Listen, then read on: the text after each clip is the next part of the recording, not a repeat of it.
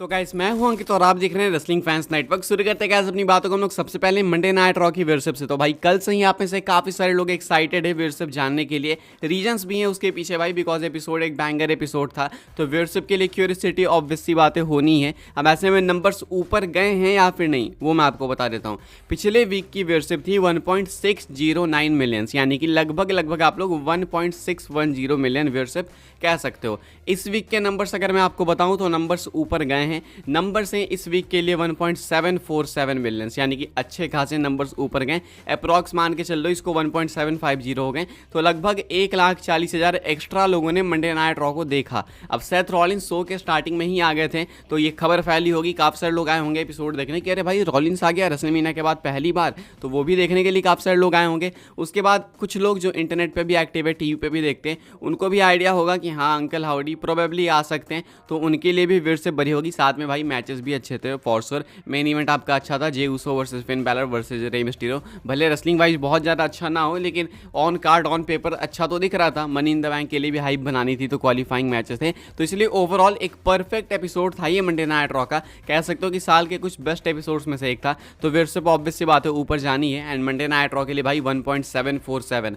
बहुत है, ये आपको भी मालूम है, वो तो आप देख ही सकते हो। पिछले हफ्ते से कंपेयर करोगे तो कहाँ पिछले हफ्ते 1.609 और कहाँ इस हफ्ते 1.747। अब ये व्यूअरशिप कितनी मेंटेन हो पाएगी कितनी नहीं, वो तो भाई देखो वक्त की बात है, बाद में पता चलेगा। मेंटेन तो कुछ भी नहीं हो पाता, लेकिन हाँ इस वीक एटलीस्ट प्रॉफिट हुआ है, अच्छा प्रॉफिट हुआ है। आगे बढ़ते हैं गाइस, बात करते हैं अगली स्टोरी के बारे में। एंड ये मनी इन द बैंक के पोस्टर को लेकर, तो भाई मनी इन द बैंक का ऑफिशियल पोस्टर आ चुका है निकल के सामने, या फिर मैं ऐसा बोलूँ ऑफिशियल विनर आ चुका है निकल के सामने। ये आप लोग देख सकते हो कि पोस्टर अपने स्क्रीन के ऊपर, यहाँ पे पोस्टर पे फ्रंट एंड सेंटर बिल्कुल फीचर्ड है भाई जे ऊसो, और कोई है ही नहीं, कुछ नहीं है। मनी इन द बैंक को मनी इन द बैंक भी नहीं दिखाया गया है, यीट इन द बैंक दिखाया गया है। अब ये स्पॉइल नहीं कर रहे हैं कि जे ऊसो ही जीतने वाले हैं मनी इन द बैंक को। आई मीन इससे ज़्यादा ऑब्वियस क्या ही हो सकता है। हालांकि WWE तो भाई कुछ ना कुछ चेंज कर ही देगी, लेकिन अभी के हिसाब से जे ऊसो ऑड्स में भी फेवरेट है, एंड यहाँ पे पोस्टर में भी जे ऊसो है मनी इन द बैंक पकड़ के, in fact yeet in the bank पकड़ के। अब यहाँ पे भाई देखो एक चीज़ और नोटिस करने वाली ये है ना कि WWE कई बार पोस्टर में जानबूझ के किसी को लगाती है मिसलीड करने के लिए।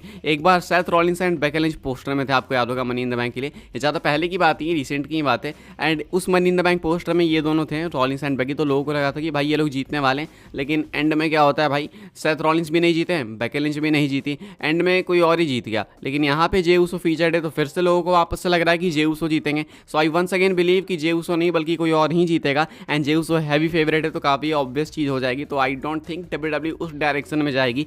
एंड वैसे भी मुझे लगता है कि जे ऊसो ब्लड लाइन की स्टोरी में जाएंगे तो वो जीत के क्या ही करेंगे।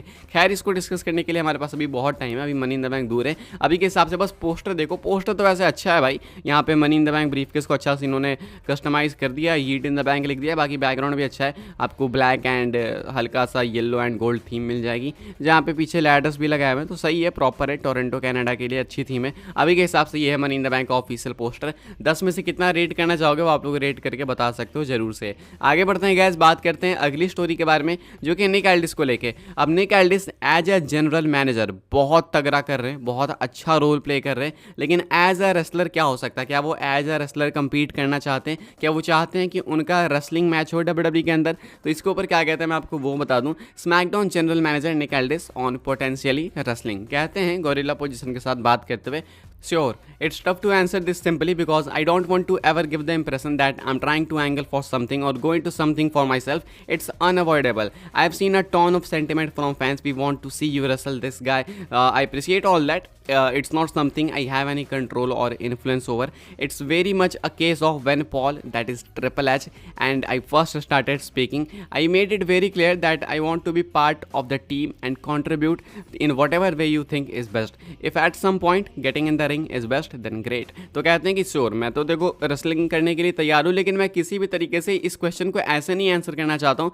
जिससे ये पोर्ट रहे हो कि भाई ये जनरल मैनेजर के रोल में इसलिए घुसा है ताकि ये किसी तरीके से कोई गली में घुस के रेसलिंग करने के लिए आ जाए। तो मैं ये ऐसा नहीं इंप्रेशन देना चाहता हूँ, ऐसा मेरा कोई एम नहीं है। मैं इन चीज़ों को कंट्रोल नहीं करता, इन चीज़ों का कंट्रोल मेरे ऊपर नहीं है। जब ट्रिपल एच के साथ मेरी बातें हुई थी तो मैंने स्टार्टिंग में ही कहा था कि मैं बस टीम के साथ कुछ कंट्रीब्यूट करना चाहता हूँ, टीम के लिए, कंपनी के लिए कुछ कंट्रीब्यूट करना चाहता हूँ। अब वो कैसे मैं कर सकता हूँ वो आप डिसाइड करो, आप फिगर आउट करो कि आप मुझे किस रोल में डालना चाहते हो। तो मैं किसी भी तरीके से उनको ऐसे कंडीशन में नहीं डालना चाहूँगा कि मैं उन्हें फोर्स कर रहा हूँ कि आप मुझे रेसलिंग रोल में डालो।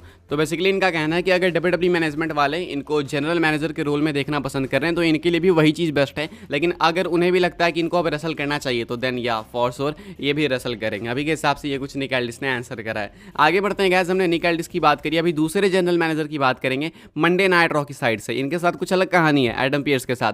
एडम पियर्स को भी लगता है कि ब्रे वाइट की फैमिली का रात झेलना पड़ रहा है, यानी कि अंकल हाउडी का, वाइट सिक्स का। क्या हुआ है भाई, इनके ट्विटर को टेक ओवर कर लिया था, अभी तो ठीक हो गया इनका ट्विटर। अभी इनके ट्विटर को कुछ देर पहले, कुछ घंटों पहले टेक ओवर करा था वाइट सिक्स वालों ने। एंड आप देखो जब टेक ओवर करा था तो क्या कंडीशन हो गई थी इनके अकाउंट की। इनकी प्रोफाइल पिक्चर, साथ में ट्विटर हेडर एंड सब कुछ चेंज कर दिया था इन्होंने। प्रोफाइल पिक्चर एंड हेडर आप लोग देख सकते होगे। उसके बाद अगर आप देखोगे इनके अकाउंट का नेम तो यहाँ पे पोस्टमैन इन्होंने लिख दिया है। उसके बाद बायो में रिमेंबर लिखा हुआ है। प्लेस में देखोगे तो प्ले हाउस है, मतलब लोकेशन में प्ले हाउस है। तो सब कुछ इन्होंने बदल सा दिया था। उसके बाद इन्होंने पोस्ट भी करी सेम पिक्चर्स मल्टीपल टाइम्स। ये फायरफ्लाई फन हाउस से पिक्चर है। एक टाइम पे एक एपिसोड आया था फायरफ्लाई फन हाउस का, ब्रे वाइट का, जहाँ पे एडम पियर्स पोस्टमैन बन के आए थे। तो ये सब कुछ उसका रेफरेंस है। तो इनके अकाउंट को ओवरटेक कर लिया था वाइट सिक्स वालों ने, लेकिन अभी के हिसाब से सब कुछ नॉर्मल हो चुका है, बैक टू नॉर्मल हो चुकी है चीज़ें। लेकिन ये चीज़ हुई थी। आगे बढ़ते हैं गाइस, बात करते हैं अगली स्टोरी के बारे में, जो कि हमारी आखिरी स्टोरी है। एंड ये है uncle howdy and white six को लेकर वंस अगेन। इनके क्या प्लान्स होने वाले हैं, इसको लेकर अपडेट निकल के सामने आई है फाइटफुल की तरफ से। वो मैं आपको बता देता हूँ, ध्यान से सुनना, ध्यान से समझना, मैं आपको एक्सप्लेन करूंगा।